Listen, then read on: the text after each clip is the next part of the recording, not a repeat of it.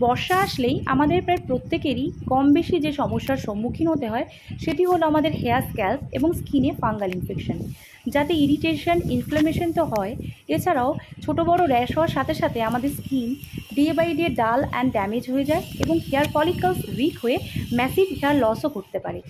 আমাদের সবুজ প্রকৃতির এমন অনেক ইনগ্রিডিয়েন্টস রয়েছে যেটি আমাদের হেয়ার এবং স্কিন কেয়ার দুটোর ক্ষেত্রে অ্যাপ্লিকেবল।